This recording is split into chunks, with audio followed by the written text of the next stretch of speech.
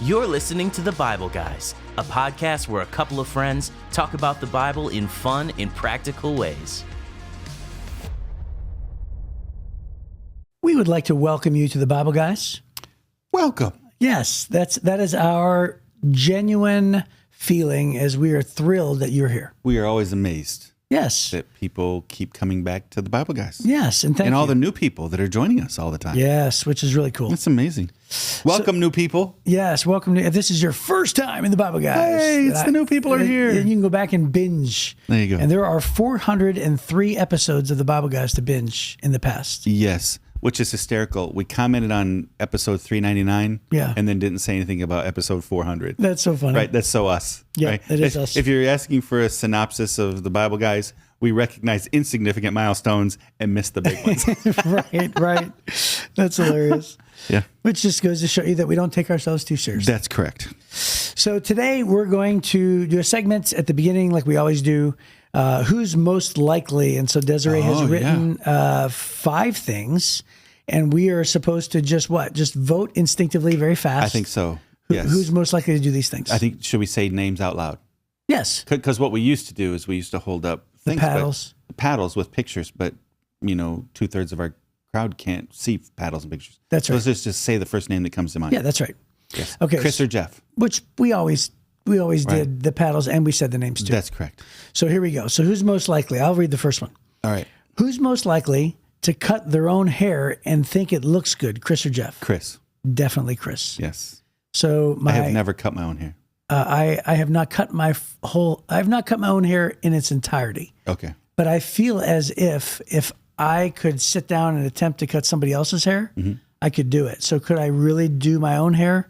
I think I could try. Okay. So do you know my father was a barber? Yes. That's why I said you. And my mother cuts hair.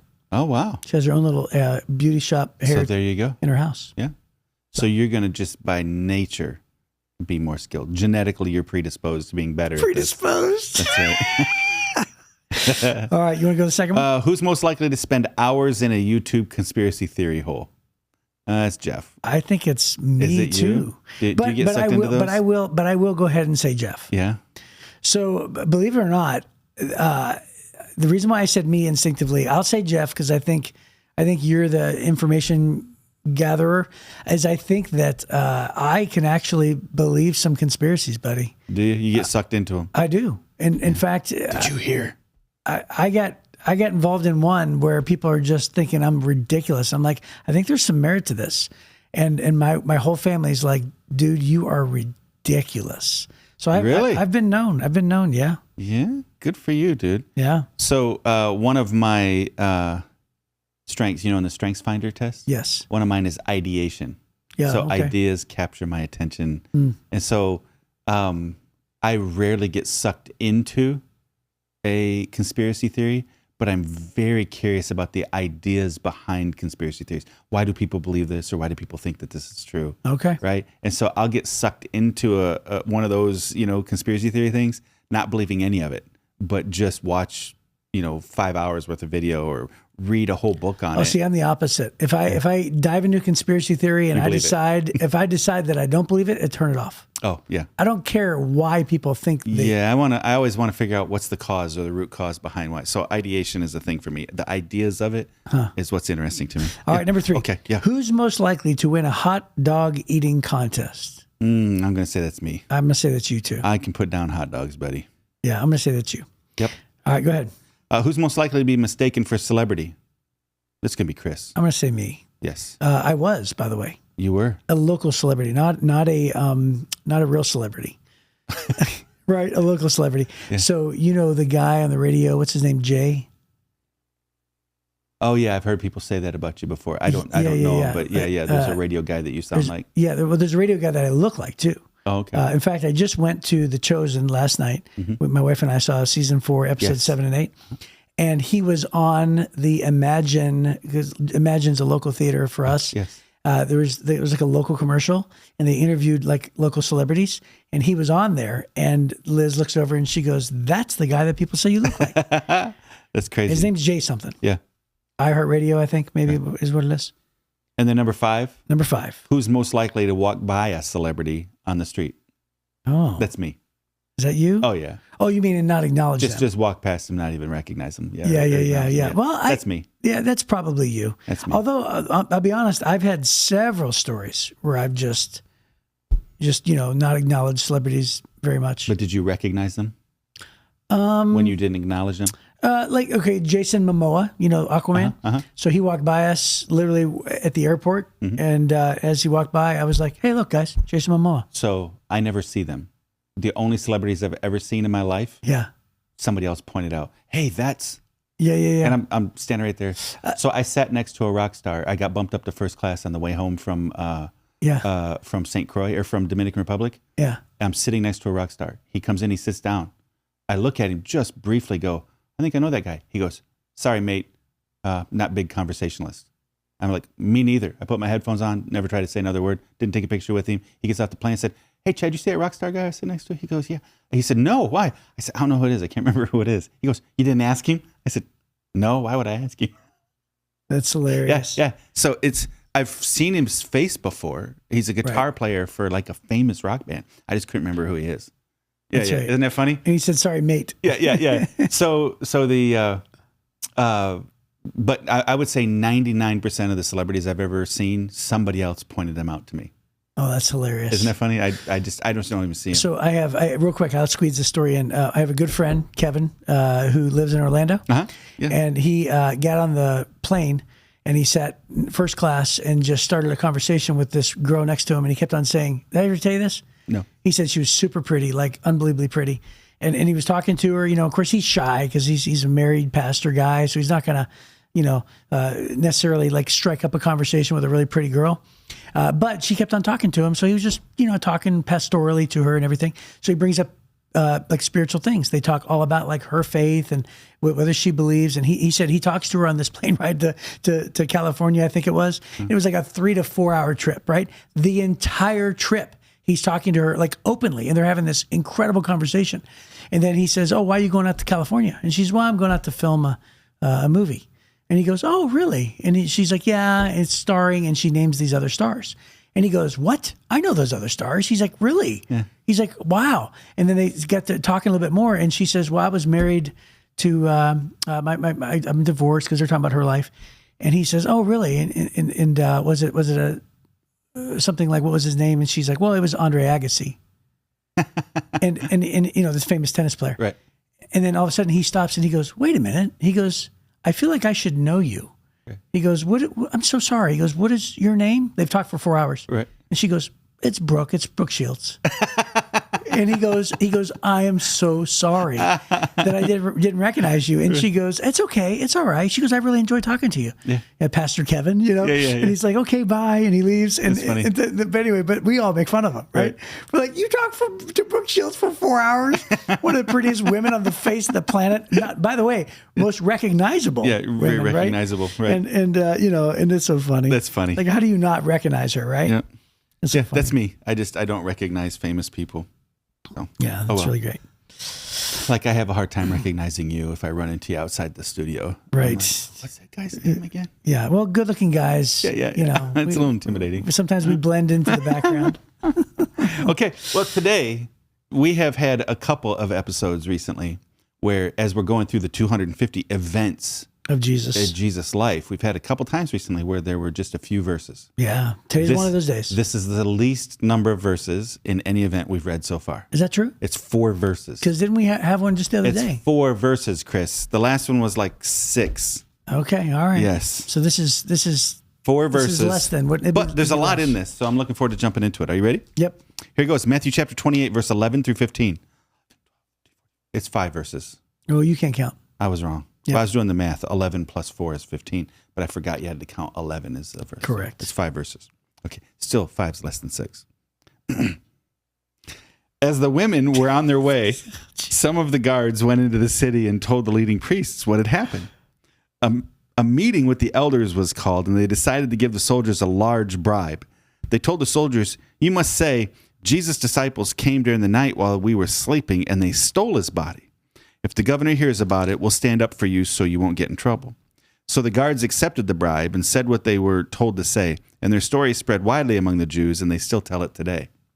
So there you go. That's it.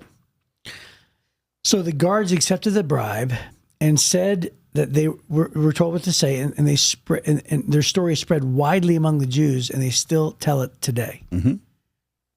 That is a sentence there, isn't it? Yes. So it's spread widely among the Jews. Now, keep in mind, this is written 2,000 years ago, and what's so interesting is that it's no secret that if you were to visit, Israel today, a person who is Jewish in their faith widely reject and adamantly reject that Jesus was the Messiah, right? Right. So they believe in the Old Testament, and if somebody is Jewish in their faith, they would say, hey, we live in the spot where the Old Testament ends, and we're still waiting for the Messiah. So and yet they believe 100% of the Old Testament, right? And so it's interesting how this statement it describes the Jewish belief today, and yet it was written 2,000 years ago. That's correct. Or almost 2,000. Well, actually, probably roughly around 2,000 years ago. So it's amazing to me that they're not denying the body was gone. And even today, I've never had a person say, I don't believe the tomb wasn't empty. Right. I've never had. Haven't had atheists say it. I haven't had people from other religions say it. Muslim leaders, Jewish leaders, Buddhist leaders, Hindu leaders. I've never had another person say the tomb was not empty. Right. I've only ever heard either he was resurrected or somebody stole the body. So we're going to take the idea off the table that the body was still there. Yes. Historically. Right. So this is outside of Christianity, and this is outside the claims of the gospel. Right. Historically, the Romans were concerned about the fact, and I'll explain to you why in just a moment. The Romans were concerned about the fact that the tomb was empty. Mm-hmm. These religious leaders, these Jewish religious leaders, were also concerned about the fact that the tomb was empty. Right. Mary and the other Mary and Peter and John said the tomb was empty. So the Christians are saying the tomb is empty. The Jewish leaders are saying the tomb is empty. The secular leaders are saying the tomb is empty. We've got a problem because the tomb is empty, is the way that both the Romans and the Jewish leaders saw it, which should be an indicator that we should lean into. Why is the tomb empty? Mm-hmm. Right? Because if the tomb is empty because Jesus was resurrected, well, then everything he said and did was true. One of your favorite preachers says, hey, the guy who says I'm going to rise from the dead in 3 days and then does it, you should listen to him. That's right. If you can pull that off, you should listen to him. Anybody who predicts their own death and resurrection and pulls it off, I have a tendency to believe that person. Yeah. Listen to that guy. So if that's true and he resurrected, then everything else he said and did, we just have to lean into. It's absolute fact. It's the greatest single event in the human history, right? This has never happened before. I don't know if you heard, Buddha's still in the grave. Right. Right? Muhammad's still in the grave. So is John Smith. That's right. John Smith's still in the grave. So, but Jesus is not. And so in this situation, then I would say it's fair for us to say, let's lean into and try to either disprove or prove the resurrection. And historically, we know that the Romans had a problem with this because here's what they say. So the religious leaders go, hey, just say, here's some money. Just say that the disciples came and stole them. And if there's a problem with the government, we'll protect you. The reason why that's such a big deal is if you allowed a seal that had been sealed by the governor or a Roman seal, if you lost what was sealed, then as a Roman soldier, one of the things would be death. Yes. If you were assigned to guard a prisoner and the prisoner gets away, it's death. It's death for the Roman soldier. If you lose the thing you were supposed to hold, it's death for the Roman soldier. Right. So this is why they had to say, hey, listen, here's some money. Just say that this, and then we'll go ahead and we've got some political clout. We'll protect you with the governor. That's it. But then there's a note, and this is one of the reasons why you need to get a Life Application Study Bible. I always recommend the regular Life Application Study Bible instead of the chronological Life Application Study Bible, and that's the one we're using because it's easier to navigate. But anyways, in there's a note. And it says, a document comprising 20 lines of Greek inscribed on a slab of white marble was discovered in Nazareth in the latter part of the 19th century. The statement was a decree of Caesar assigning the death penalty to anyone breaking the seal of a tomb and stealing the body. The decree was issued by Claudius. He was the Caesar at the time, in about AD 50. Because Claudius had issued some other decrees against those who followed Christ, it's believed that the Nazareth decree was aimed at early Christians who were proclaiming that Jesus Christ had risen from the dead. The rabbis of the time claimed that Jesus' disciples came and they stole his body. Whatever his viewpoint on the matter, Claudius did not wish to encourage theories about the disappearance of bodies from tombs. The Nazareth decree thus becomes a pointer to the resurrection of Christ, which was at that time upsetting the Roman world. Claudius apparently took steps to curb the spread of these disturbing ideas. Is that fabulous? Yeah. So the Caesar of the world, the emperor of the known world went, well, this is a problem. Right. He's not saying, surely there's still a body there. Right. So we have the Roman government has record that they executed a guy that was called the King of the Jews. Right. Right? They have a centurion. This isn't some ding-dong, private who just got enlisted. A centurion, a leader of over 100 soldiers. He's an expert at what he does. He's been around death all along. Pierces the side of this guy. Blood and water comes out of his heart area, and then they take him down. He's dead, and they bury him. The Romans have multiple documented accounts of the fact that this guy's dead and was put in a tomb. Pilate, in a documented way, permitted the body to be taken down by one of the high, it would be like a Supreme Court justice, by two of the Supreme Court justices. So this isn't some bread maker on the corner. Mm-hmm. These are Supreme Court justices who take the body, put him in a tomb. All these things are documented by the Romans. And then finally, in 50 AD, another Roman Caesar goes, yeah, this is a problem. So no more breaking seals, people. If you do, you're going to die, right? So for me, this is one of the strongest evidences that the resurrection happened is not the claim of Peter and Mary. Some of the greatest proofs to me that the resurrection actually happened is the cover-up. And not only the cover-up proclaimed in the Bible, but the cover-up proclaimed by the Romans. Right. Hey, we have to stop people from stealing bodies. They're claiming the tomb was empty. Right. Right? Yeah, which, by the way, is, it really eliminates any skeptic trying to prove that Jesus, this is was just still religious there. Followers making up a Right. story. Yeah, it takes The all Romans that were away. concerned about this. Yes. Right. And by the way, the guards being bribed, it says a large bribe, but it doesn't tell us how much. No, right. And I'm thinking, everything was at stake for them. So literally Right. everything was at stake. Right. Again, I told you that The Chosen has this hypothetical. It was all, a lot of hypothetical fill in the blanks. Right. And there was an argument at the temple. We're at the place where season 4 ends, and Jesus is about to march in Jerusalem on Palm Sunday. Oh, uh-huh. Okay. So anyway, but the people are in the temple and they're arguing. There's a Pharisee there, and they're arguing back and forth. And he says. One guy challenges the Pharisee. It was the woman who they put the woman who was bleeding for 12 years. Oh, uh-huh. They put her there. She's healed now, and she's in the Okay. temple.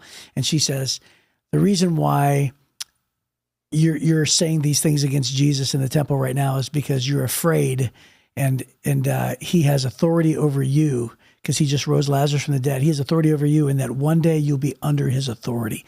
And he gets mad, and he goes, you recant that statement right now. And she goes, why? Are you going to stone her too? And so it's just like, it was just this argument that goes back and forth. And again, it's just another one of these things, even though it's a radical hypothetical, it's another one of these things that reminds me that, doesn't John say that the books can't contain all the other things that Jesus did? The world could not contain all the books. Yeah, the world that cannot would need to be contain written all to the books tell everything Jesus that did. need to be written, which means that there are conversations. There's some hyperbole in that statement, but the idea being Yes. right. Yeah. There's conversations, there's miracles, there's things that were not recorded. Right. And surely people had these types of debates. When it says they were arguing, the question is, what's the dialogue, right? And so as they were, supposing this dialogue, I was thinking to myself, that's so true. Like, things like this would have happened, because that was an outrageous statement. Yes, right. You're going to be under his authority. What? This guy just goes outrageous. He goes like nuclear, right? Right. And I'm thinking, of course, things like this were said, right? Because it wasn't necessarily said by, like, let's just say like Peter or, things, because those conversations are recorded. But of course, the people arguing in the temple are going to be saying these types of things. Right. And so anyway, it was just great. You just sort of sit there and soak it all in, and it was just wonderful. But anyway, what else is in here? Is there anything else? Well, Any other sermons? I would say, as we look at the historical proofs and the fact that people from outside of Christianity are claiming that the tomb is empty, I would encourage our people to lean into some of the proofs. There's a really great book by Sean and Josh McDowell called The Unshakable Truth. And it's one of my favorite books for this.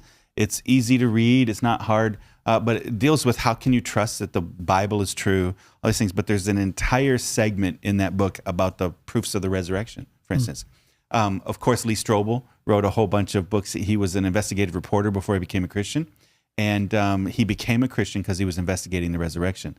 So he wrote a couple books. He wrote a book called The Case for Christ, which is really great. He interviews all these experts from around the world.